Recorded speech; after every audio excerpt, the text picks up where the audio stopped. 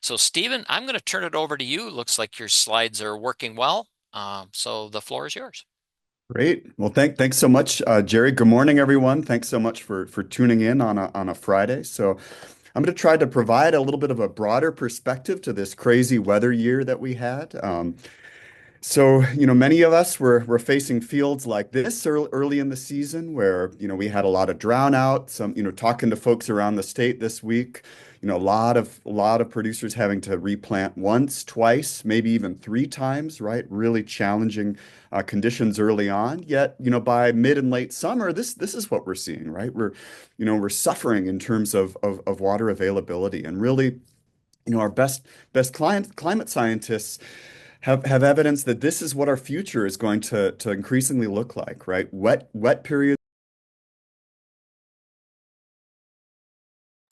Steve, I think nope, there someone you go. muted me for a second. I don't know how much of that got lost. Nope, just a few words right there. So Great. Okay. you're good, Yeah, yeah, Steve. yeah. So wet gets wetter, dry gets drier, right? That's really the take-home message of predictions for our future, right? And we're seeing those play out right in front of us. So what do we do about it, right? Um, I think there's no right answer, and so I'm going to go over a few different ways we might think about managing this variability into the future. And the first point might be that, well, you all have a lot of practice growing crops, and so we've always dealt with challenging conditions. And one philosophy might be we're going to keep on, and the good and the bad years may average out over time. And I think there's merit to that, but I think there's also a lot of risk because the next 10 years aren't necessarily going to look like the last 10 years from a climate perspective. And we're already starting to see those trends become more cemented. The second sort of philosophy would be to sort of dial in terms of precision management and precision conservation, thinking about where we can strategically, alter our fertility plans at the subfield scale, think about saving costs, think about, where we actually want to be farming on our landscape. If we're losing money year over year from cropping certain areas of our fields, could we actually take those out of production, potentially plant other crops, potentially plant perennials, and take some cost share opportunities, actually benefit both the bottom line and the environment. Third strategy I'll talk about is thinking about how engineering solutions might be able to help us. How can we use modern conservation drainage practices, potentially even couple these with irrigation? And finally, this will sort of transition nicely to the subsequent talk by Dr. Malika Noko, who will talk about ways we can use soil health practices to also make our systems more resilient to weather variability. So first up, just to provide some context, I'm going to share some findings from recent work by colleagues at Iowa State University, where I was faculty for a number of years prior to moving to UW. And so this is a return on investment map for a field under corn production in north central Iowa. And what these researchers did is track profitability at a subfield scale. And so these yellow regions of the field are areas where there was a consistently positive return on investment year over year. These kind of teal regions are areas with variable profitability, so sometimes small profits, sometimes small losses. And then the purple regions of the field are areas where there was consistent negative profitability. And one thing that jumps out to me looking at this is this looks a lot like a topographic map, right? Our yellow regions are our upland soils. The teal regions are kind of our drainage ways, and the purple areas are depressions. And so immediately, if you think about this, well, some options emerge, right? What about putting a grass waterway into some of this teal area? Reduce that, those negative profit years. Perhaps even take out a portion of this field that's consistently low or negative profitability, right? Maybe you could put that into perennials and get a little bit of cost share. And especially when we're thinking about these tight margin environments, those kinds of decisions can potentially, help improve the bottom line. One criticism I get of this idea is people say, well, Stephen, these wet spots are actually my insurance policy during dry years, right? During dry years, potentially that's an area where you might be able to get decent crop productivity. But I think we want to be really careful, right? Not to let sort of our intuition cloud our judgment. I think it's really useful to look at data, right? Look at year over year trends and see, well, how profitable really are these wet spots over time? And so again, some colleagues had a really nice take on this issue. This is a field where I was working for a number of years in north central Iowa. You see this depression that tends to drown out during most years. We've got some light green here. This is a nice crop of weeds coming up, presenting some other key management challenges. And what my colleagues did was they did a retrospective yield analysis and profitability analysis, focusing on this depression. And so these different panels on the right side of your slide show that spatial variability in yield in that depression over time. And so the green pixels are areas of higher corn yield. So these units, the top end corresponds to over 200 bushels. At the bottom end, the browns, these are zero, right? And so you can see over a 10-year period, on average, we're not getting good yield out of this depression. And this is despite the fact that, there's a tile line running right underneath it. There's an inlet that was eventually installed, yet it's very difficult to drain these features well enough to get reliable growth out of them. So on average, they calculated an average loss of $400 per acre per year. So not only, right, are these depressions or these wet spots potential money pits, these are areas of really disproportionate environmental impact when we look at the whole watershed scale. And I think this makes a lot of sense, right? If you stand at the bottom of one of these, you can see, well, the soybean in this field we're drowned out. We've got our weeds sprouting up in the middle, but we've got a lot of bare soil, right? Creating a lot of opportunities for nutrient losses. So any nitrogen that we applied to this ground has likely been lost either through leaching or through microbial processes, right? Denitrification, converting that nitrate into gaseous forms that are going back up into the atmosphere. We also have opportunities for soluble phosphorus leaching in situations where there's a tile underneath these wet spots.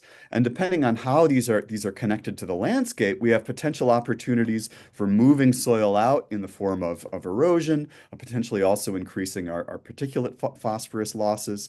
And finally, in alternately wet and dry soils, we have opportunities for hot spots of greenhouse gas emissions, so production of nitrous oxide as well as possibly methane. And so, these are not beneficial environmental outcomes.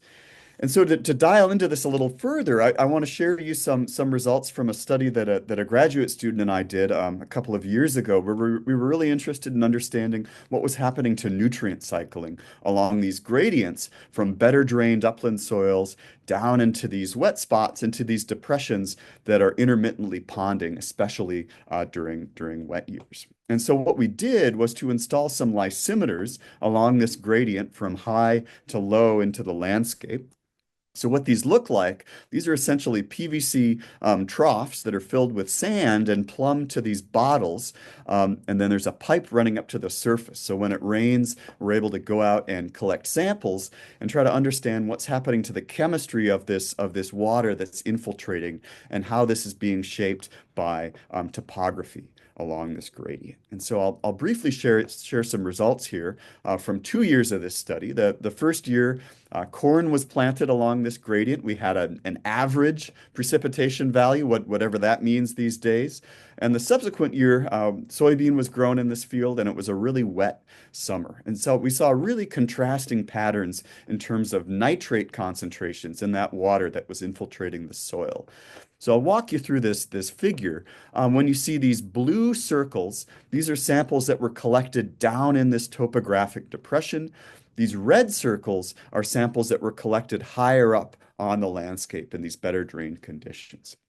And the first thing that you'll notice in this year where we grew corn with average precipitation, we see the highest values of nitrate down in the depression. Well, what's driving this? Well, I think there's a couple of factors, right? First of all, there was just enough rainfall to stunt the crop in that depression, so we're getting less nitrogen uptake into the crop itself. Secondly, we're getting a subsidy of nitrate from upslope, right? Water is moving down that gradient. Even if we don't see it in terms of runoff, it can move in what we call shallow subsurface flow.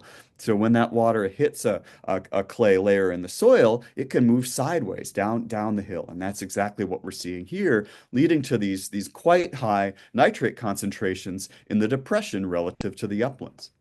In the soybean year, we see different patterns, right? We're not adding synthetic fertilizer, and we actually see on average lower nitrate concentrations in the depression samples relative to the uplands. So what's happening here? Well, when those soils are wet for a sustained amount of time, microbes can take that nitrate and convert it to a gas, send it right back into the atmosphere. So this is an environmental service, right? It's preventing that nitrate from leaching into downstream waters. But at the same time, from an agronomic perspective, this is not what we want to see because we're losing our inputs, right? That could potentially be taken up by the crop. Okay, what about phosphorus? So we were really interested in measuring soluble phosphorus, right? These are forms of phosphorus that are able to move through soil and soil water. And what was really striking was that we saw the highest soluble phosphorus concentrations very early in our study in the depression samples. And note, this is a logarithmic scale, so we're up here to 10 parts per million. This is really high when we're thinking about phosphorus. And what happened here was that there was fall applied ammonium phosphate in the prior fall. We had some thaw events in the winter, some rain on snow, and that was sufficient to wash some of this phosphorus down the hill and actually let it infiltrate into the soil through these cracks that can form during freezing and thawing, ends up in our lysimeters. So these depressions are really a hot spot of phosphorus losses during these early season conditions. Later on in the study, we don't really see that topographic effect on phosphorus leaching, but we see the potential for phosphorus losses across our gradient. So what are the implications of this, right? I think, a lot of it's common sense. It's nutrients don't always stay where we put them, right? These can move both laterally as well as vertically down the soil profile. And the upshot is that we can get nutrient delivery to these lower spots in the landscape. So what does this mean? I think there are opportunities, especially during these tight margin years, for thinking of backing off on our nutrient application rates and our low spots, right? When we know, well, it's a 50-50 chance if we're able to get a crop established. This is potentially a place where we can save some money on input costs and actually rely on that subsidy from upslope. So during normal years, right, we can get transport of both nitrogen and phosphorus downslope. During wet years, such as this, any nitrogen that we've put on down there, we're losing that anyway, either through leaching or denitrification. And during dry years, right, we can potentially rely on the legacy nutrients, right, that transport from prior years to actually get a decent crop if we're able to establish it. So just my 2 cents, right? In 82809, we're giving you whole field recommendations. I think there's opportunities to be creative at the subfield scale. Okay, so another option, right? Thinking about those return on investment maps that I showed you earlier, well, there's opportunities. I think it makes good financial sense to think about taking your money pits out of production. And so here's an example. This is a broader field under corn and soybean production where we've taken about 5 acres and planted it with perennials, right? This is at the edge of the field, so it's easier potentially to farm around these areas. And we can potentially make some money right off the bat simply by not losing money, right? We're saving on these input costs. And if we think about, various cost share programs, we have the opportunity to add a little bit of revenue. So there's a variety of options. I'm going to highlight one program in particular that I think is really suited to these wet spots, and this is known as the Conservation Reserve Enhancement Program, or CREP. And so this is a partnership between USDA and State of Wisconsin DATCAP. I urge you to look this up on the internet. There's some great information there. This turns out to be an especially generous cost share program. So there's opportunities for upfront payments, annual payments for land rental, as well as payments for practice implementation. These can range on the order of hundreds of dollars per acre per year, right? Compare this to the values I showed you earlier, where producers were losing hundreds of dollars year over year from cropping these same areas of their field.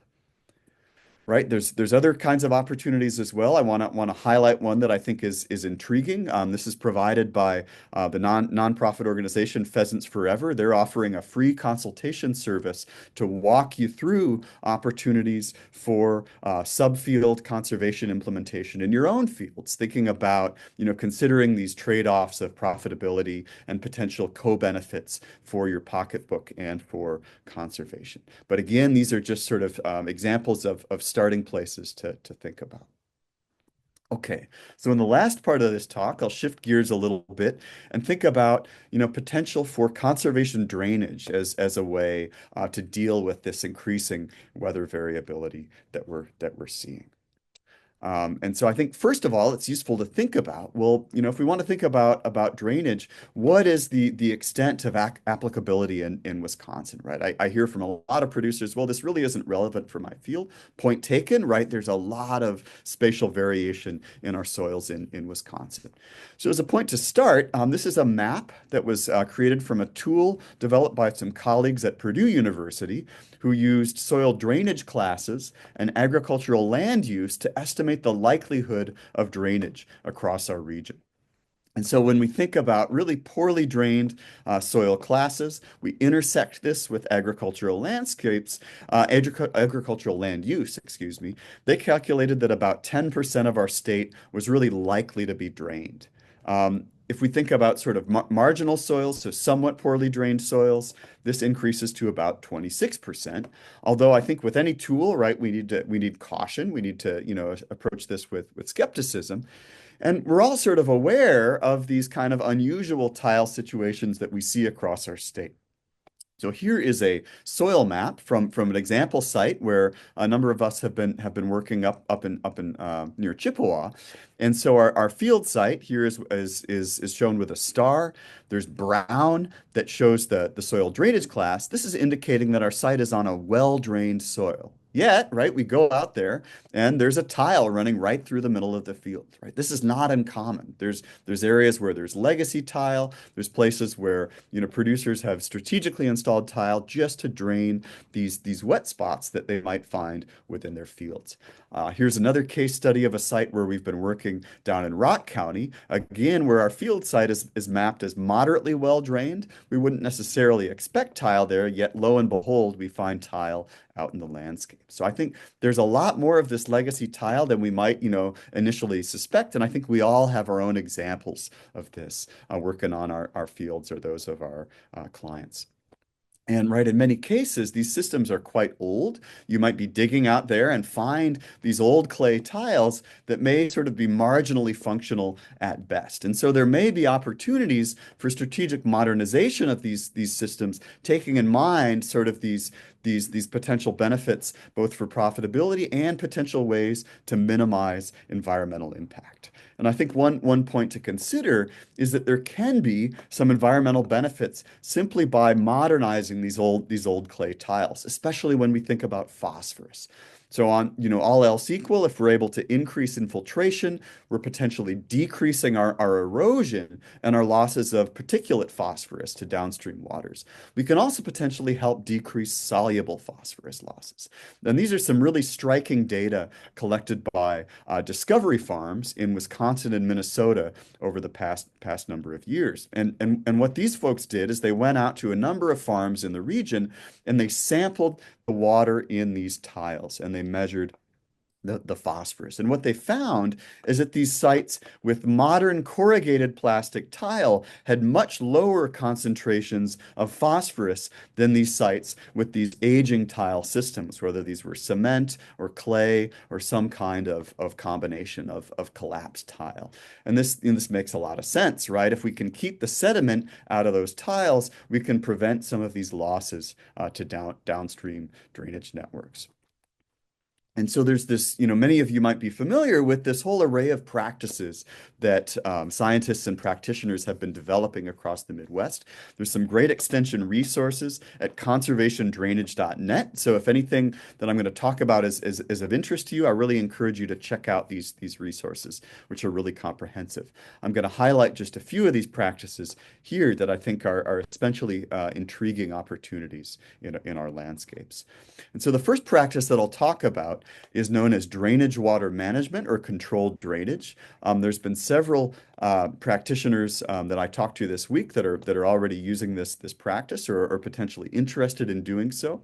And so this is the practice of installing a control structure with movable weirs towards the end of a tile drain. And what this allows you to do is actually have some control over the hydrology of your system. I think 2024 is really a poster child for the potential benefits of drainage water management, right? Early on in our year, there was really some benefit for getting the water off of our fields, letting those tiles flow. But later on, right, there could have been some benefit for holding water back and allowing actually the crop to use that water. And so this is a practice that allows you to do this, right, to sort of balance those trade-offs. And here's how you implement it. Essentially, this is a schematic looking at the tile with this control structure. So here, during the non-growing season, this control structure has been the weir has been raised, right, to raise the water table in that field to decrease the tile flow. And then early in the growing season, you can reduce that weir, allow that soil profile to drain out. And then once you get your crop established, right, you can raise the weir back up. You can do this either manually, right, very simple, just by installing gates in that control structure, or if you want to invest in these modern, systems where you can actually do this from your smartphone. It's pretty slick. So one of the constraints on this practice, right, is that you need relatively level fields. So you're not going to be able to do this everywhere, although, as we discussed yesterday, there are opportunities, even if, you can't do this on all of your fields, there may be parts of your fields where you might be able to implement this practice and get a benefit. So again, our colleagues at Purdue University have generated a nice tool for mapping out areas where it seems like this practice might be implemented. And so these red pixels show there's a substantial area of Wisconsin where we might be able to do controlled drainage. And again, right, in addition to these potential agronomic benefits of holding water back during dry years, there's a water quality benefit in terms of holding those nutrients on the field as well.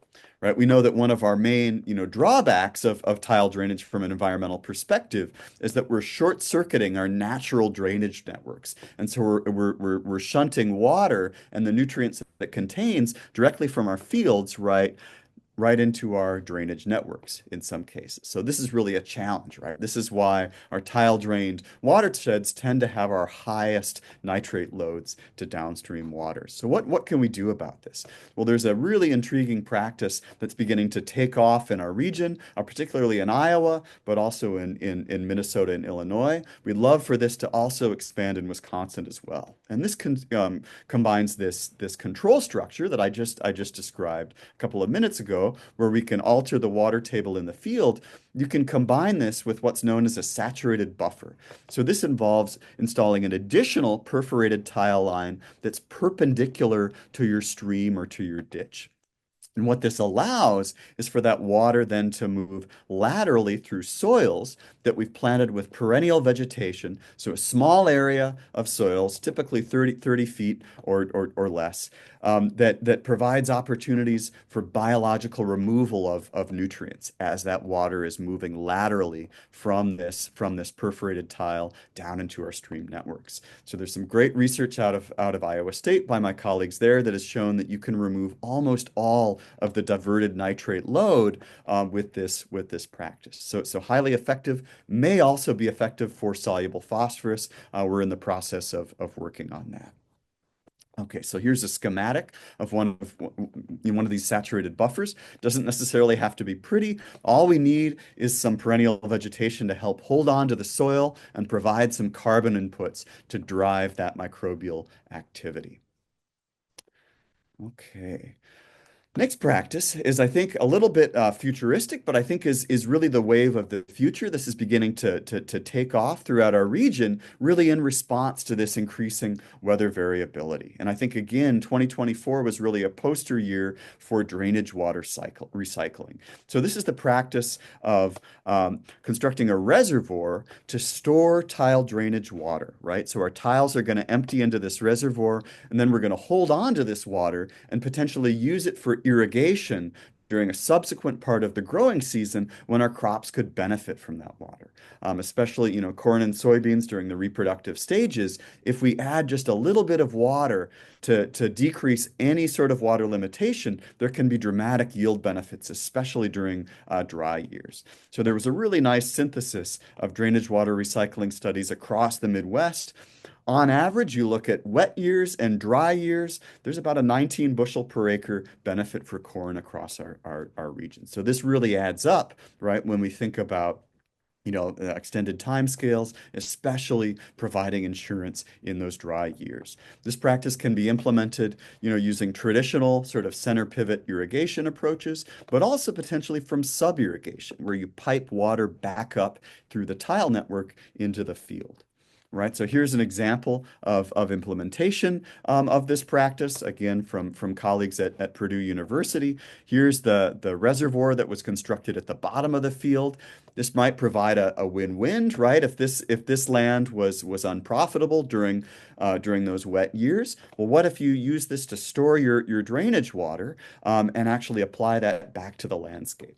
The additional benefit of this practice is that it allows you to do strategic drainage in regions where you otherwise wouldn't be able to do it, right? If you didn't have an outlet for your tile to route that to downstream waters, you can create effectively your own outlet by digging a reservoir.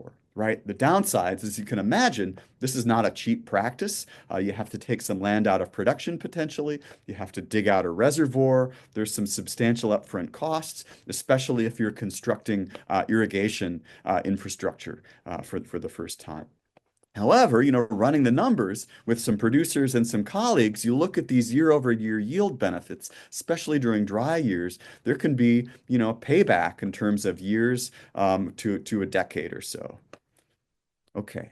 Just to highlight too, right? This is, not necessarily entirely a novel practice. There's already an industry in Wisconsin that's got a lot of practice with drainage water recycling. And that's the cranberry growers, right? They've been doing this for many years as a matter of business. So there's already some expertise in the state for drainage water recycling.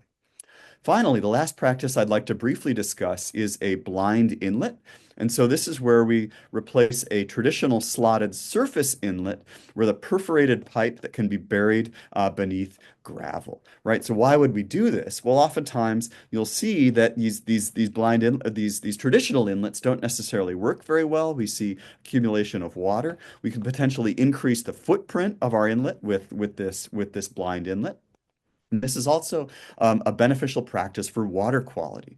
So what we're doing is we're installing this perforated pipe underneath some coarser material like gravel. What this does is to trap the sediments that would otherwise be lost through this surface inlet. And so we're able to decrease phosphorus losses to downstream waters at the same time that we're increasing the efficiency of the drainage through the inlet. If we want to get really creative, we can potentially combine this practice with addition of wood chips. So these are a food source for bacteria to help us remove nitrogen through the process of denitrification. You could even add steel slag, right? The iron in that steel can potentially bind with phosphorus and help tie up some phosphorus. Again, steel slag, not necessarily cheap, but if we're in a really, a priority watershed where we want to decrease phosphorus losses, this is a practice that could potentially help us as well.